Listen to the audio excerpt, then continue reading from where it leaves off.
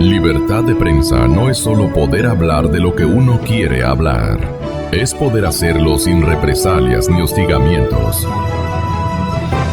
¿Qué esperaba el señor presidente al tratar de establecer comunicación con los señores oficiales bajo esta metodología? ¿En dónde encuentra usted error, si es que ha errado, el señor presidente de la República, Juan Carlos? Muchas gracias, Gonzalo, por la invitación. Un saludo a toda la audiencia, a Blasco, a Santiago, que comparten el panel. Bueno, yo creo que el presidente esperaba que su voluntad se imponga como en muchos otros aspectos y situaciones que él ha debido enfrentar. Yo creo que el perfil autoritario del presidente y este control absoluto que tiene sobre todas las instancias del Estado le llevan a pensar a él, hasta el día de hoy, que él puede enfrentar a cualquier persona, a cualquier institución, a cualquier situación, siempre con la posibilidad cierta de ganar y de imponerse. Desconoce, y ahí creo que en eso radica el error del presidente, no solo error de forma, sino también error de fondo. Desconoce que su popularidad y su credibilidad ha venido deteriorándose. Y otro elemento ya más de fondo que desconoce el presidente, cuando se embarca en este pleito con un oficial de las Fuerzas Armadas, es que a pesar de que controla todas las instancias del Estado, controla la justicia, controla el poder electoral, controla el poder legislativo, no está claro que controle las cortes militares. Y entonces ahí viene el error de cálculo del presidente. Él, como todo perfil autoritario, insisto, pensó que sus deseos, sus disposiciones, así como dispone a la justicia, dispone a la fiscalía desde la Sabatina, esta vez iban a ser cumplidos también. Pero resulta que en las Fuerzas Armadas se siguió un debido proceso y se siguió una institucionalidad que fácilmente determinó que el presidente, al ser un civil, no está en el orden jerárquico militar y por tanto no hay un fundamento para que se le sancione, más aún, ya en consideraciones fuera de lo estrictamente legal, cuando el oficial Ortega está haciendo una contestación a un correo público, a un correo difundido públicamente, en donde él expresa su opinión. Eso nada tiene que ver con la no deliberancia de las Fuerzas Armadas. El que las Fuerzas Armadas no sean deliberantes es la institución como tal, la que no puedan resolver un conflicto político, entre partidos o entre actores políticos. No tiene nada que ver con que los militares, de la misma forma que pueden votar y que tienen que hacer una decisión en base a sus criterios y en base a sus creencias ideológicas, no significa que ellos no puedan expresar una opinión. Pero como digo, volviendo al tema de en qué se equivocó y qué esperaba el presidente, yo creo que se equivocó en eso. Se equivocó en pensar que más allá del irrespeto reiterado a la institución de las Fuerzas Armadas, él iba a controlar un resultado que fue sometido a un proceso institucional que todavía se mantiene indemne, a estas garras de control del presidente y su gobierno que han pues accedido a todos los espacios. Entonces, creo que ahí radica la falla y obviamente, insisto, a no reconocer que su posición como líder autoritario ya no es la misma de hace un año o hace dos. Está mermado, ha perdido credibilidad y claro, él pensó que podía seguir abusando de un proceso de institucionalización de las Fuerzas Armadas que ha sido mal entendido o que ha sido manipulado por el presidente y el gobierno, porque las Fuerzas Armadas efectivamente en la última década han tenido un proceso de maduración, un proceso de institucionalización que ya ni siquiera les permite considerar intervenir en la pugna política, a pesar de que el presidente ha estado incisivo, molestando, agobiando, irrespetando a las Fuerzas Armadas, provocando sistemáticamente a las Fuerzas Armadas, diciendo aquí mando yo y aquí me impongo yo y no me importan sus jerarquías y no me importan sus códigos militares. Yo aquí voy a imponer mi voluntad. Y claro, eso es un abuso a este proceso de institucionalización de las Fuerzas Armadas que, claro, respetuosas han tenido que, como se dice vulgarmente, morderse la lengua para no poder actuar como muchos militares y oficiales hubiesen querido en este trance. muchos han malinterpretado que ha sido unas Fuerzas Armadas amilanadas, sometidas, domesticadas por un poder autoritario. Yo creo que yo tengo otra lectura. No han sido ni sometidas ni domesticadas, pero han sido fieles a este proceso de madurez y de institucionalización del cual el gobierno y el presidente han abusado. La guerra con el gobierno en resultados no ha minado la credibilidad del público o de la ciudadanía en las Fuerzas Armadas. ¿Cómo ocurre esto y cómo establecieron ustedes esta respuesta pública? Bienvenido. Muchas gracias, querido Gonzalo, y muy buenos días a Santiago y a Juan Carlos. Mire, no era el tema de enfoque de esta publicación que tenemos nosotros 20 años, Monitor de la Opinión Pública. El tema de enfoque era otro, era analizar las fortalezas y las el misceláneo a las que nos tiene candidatos acostumbrados, sí. Sin embargo, todos los meses durante 20 años hemos venido midiendo la credibilidad de las diferentes instituciones, y entre ellas, por supuesto, de Fuerzas Armadas, así como medimos la credibilidad de del presidente de la República, de los alcaldes de Quito y Guayaquil, etcétera, etcétera. Da la coincidencia de que se produce este nuevo impasse, por decir, este nuevo episodio.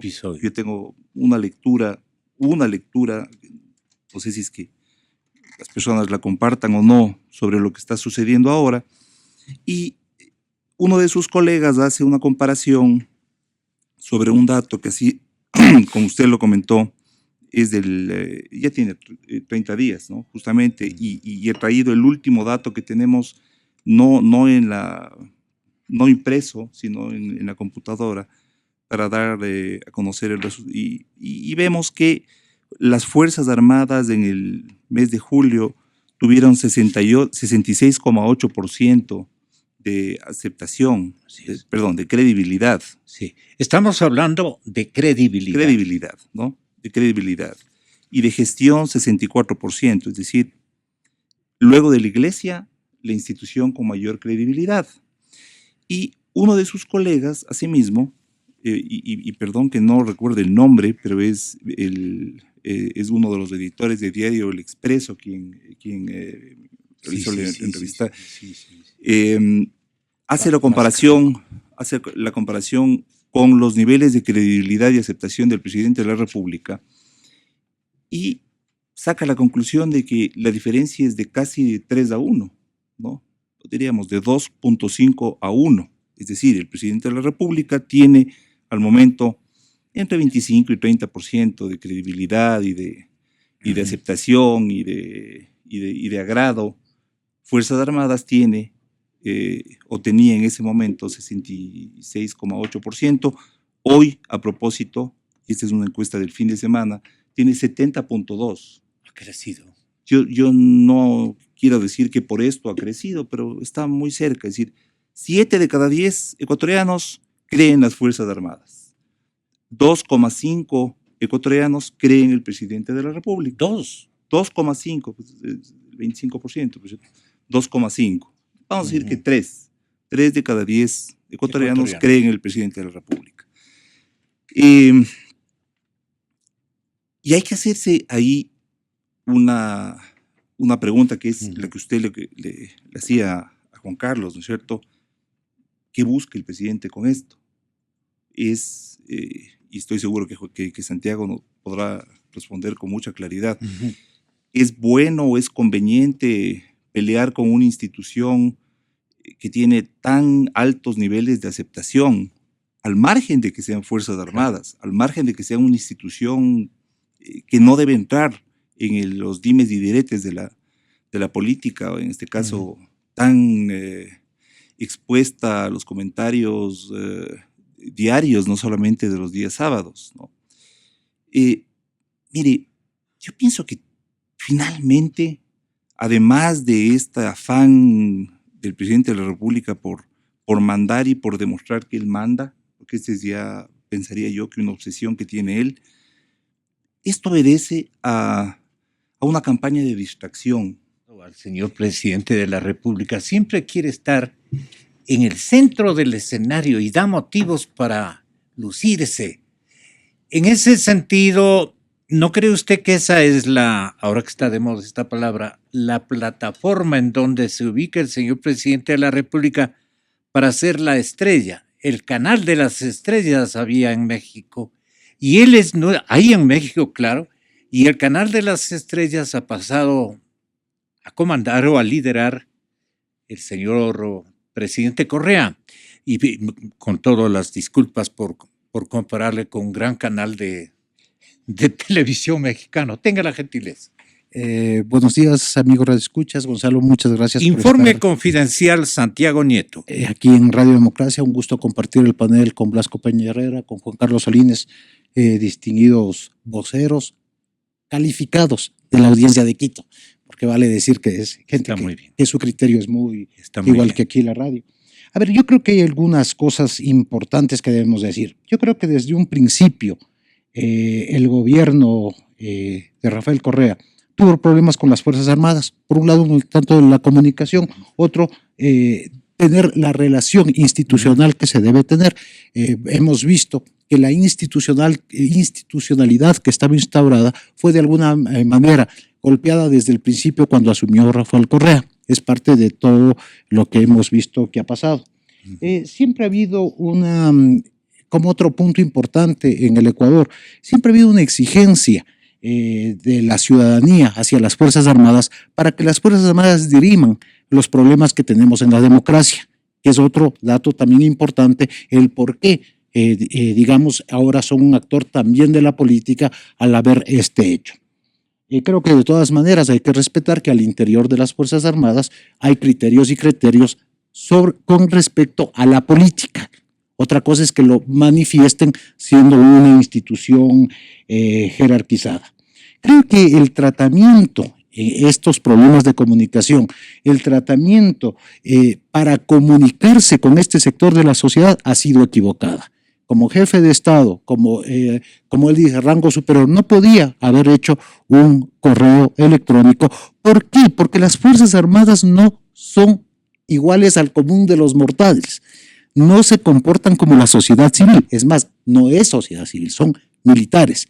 Entonces, hay una equivocación de la forma de comunicación. Son grupos específicos que deben tener tratamientos diferentes en las formas, en los contactos, en la relación, por el mismo papel que ocupan dentro del Estado ecuatoriano. Como decíamos, fue el tratamiento. Uno de los principales problemas fue la relación que tuvo el gobierno con las Fuerzas Armadas. Primero, puso personas de sector que odiaban a las Fuerzas Armadas, o sea, que se habían manifestado públicamente un desagrado a las Fuerzas Armadas. Hay casos de algún ministro que decía que deberían desaparecer las Fuerzas Armadas. Entonces, si esa es la relación que una persona tiene, esa relación entre gobierno y Fuerzas Armadas, creo que estamos, como digo, en un problema grave. Ese es el que decía que deben desaparecer. Pero esa relación es un problema desde el principio, por no saber entender, digamos, ese institucional. Suponiendo que había respeto hacia la institución, partimos de ese hecho, digamos, de buena fe. Había la posibilidad había el deseo de mantener respeto a la institución y por lo tanto lo que hubo es comunicación. No digamos así para poder seguir avanzando. Pero hay equivocación, hay un mal tratamiento. No puede ser posible que en este momento estén hablando el presidente de la República y un coronel de fragata, respetables los dos, en un intercambio de correos. Y como dice Blasco, me gustó mucho lo que dijo. Otra vez estamos nosotros entrando en una agenda de opinión pública impuesta en un momento donde se están definiendo otras cosas. Es otra vez, digamos, un escenario que nos aparta en un momento a un pequeño sector de la población, porque no sé hasta cuánto le interese al conjunto de los ciudadanos esta problemática. Pero aquellos que piensan más la democracia, aquellos que estamos más involucrados en la política y frente a un proceso electoral, parece poco acertado este tratamiento en estos momentos.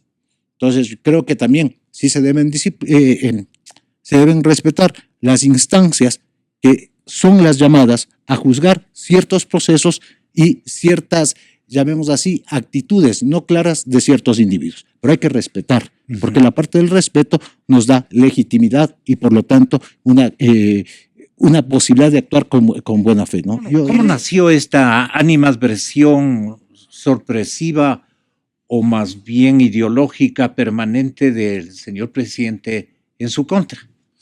Bueno, yo no creo que esto responda, al menos lo que hemos estado analizando el día de hoy, no creo que responda a un fastidio o una posición específica del presidente frente a las Fuerzas Armadas. Difiero en algo que dijo Santiago en el sentido de que nos han impuesto la agenda y que estamos ahora concentrados en un tema, digamos, baladí, entre un conflicto entre el presidente y un capitán de fragata, porque yo creo que esto, desde el punto de vista mediático, sí, efectivamente, la pugna entre el presidente y este encaprichamiento y pataleo del presidente expresado en la sabatina de que quiere que se le sancione y se le separe, puede ser, digamos, secundario, pero detrás de eso hay una pugna reiterada y ya muy alargada en el tiempo con las Fuerzas Armadas, por el tema de la seguridad social de las Fuerzas Armadas, por el tema de las presuntas inequidades al interior de las Fuerzas Armadas denunciadas por el propio presidente. Es decir, sí ha habido un proceso sistemático de tensión en las relaciones que ha ido agudizándose en el último tiempo y que este episodio del conflicto y del encaprichamiento del presidente con el capitán de fragata Ortega es un capítulo más.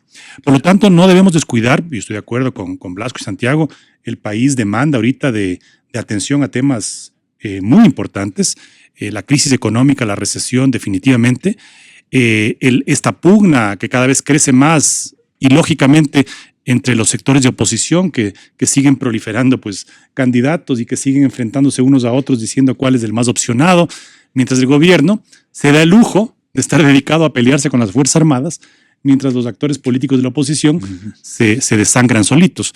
Yo creo que evidentemente hay muchos temas que el país por los que el país debe preocuparse, pero en este que nos convoca el día de hoy, yo creo que sí amerita un análisis más profundo porque estamos hablando de la institucionalidad misma del Estado y del rol que deben cumplir.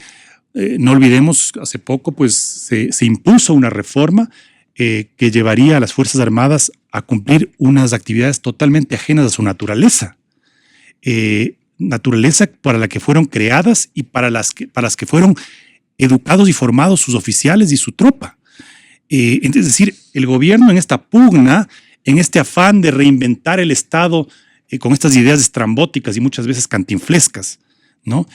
Ha tocado a las Fuerzas Armadas y ha tocado puntos neurálgicos de las Fuerzas Armadas, ¿no? Como el tema de la jerarquía, como el tema del mando, que tiene la parte económica. Obviamente la parte económica ha sido pues, la punta de lanza con la que ejercen influencia y presión, llegando a puntos en donde se está reconfigurando o se pretende reconfigurar el rol y el papel que tienen las Fuerzas Armadas en la sociedad ecuatoriana. Y nosotros, los civiles, tenemos un punto que hacer en ese sentido, ¿no? Y creo que este conflicto, ¿no? Que más allá de las encuestas que demuestran y evidencian que hay una credibilidad mucho mayor de las Fuerzas Armadas, con un adicional que creo que no sé si es que las encuestas lo toman en consideración, y es que las Fuerzas Armadas tienen mucho más credibilidad, igual que la Iglesia, que el gobierno, sin tener esta poderosa herramienta usada y abusada por el gobierno, que es la propaganda. Entonces, si no existiese propaganda de por medio, usada y abusada por el gobierno, esas diferencias serían mucho más dramáticas, mucho más dramáticas. Es decir, quién sabe si tendría credibilidad casi nula el gobierno si no fuera por este uso de este instrumento de la propaganda. Entonces yo creo que el tema de las Fuerzas Armadas sí debe convocarnos a la sociedad ecuatoriana en este proceso, además avecinarnos de un proceso electoral, porque los candidatos van a tener que pronunciarse sobre este tema. Y van a tener no en qué sentido, sino por qué. Van a tener que decir de qué forma se va a rescatar esta mermada institucionalidad, esta afectada institucionalidad de las Fuerzas Armadas por este gobierno, que como parte, como digo, de su visión ideológica y de sus intereses creados, ha querido domesticar, someter a las Fuerzas Armadas y a su oficialidad. En el tema de las Fuerzas Armadas, el país de esos momentos, ¿qué le va a reclamar al nuevo presidente?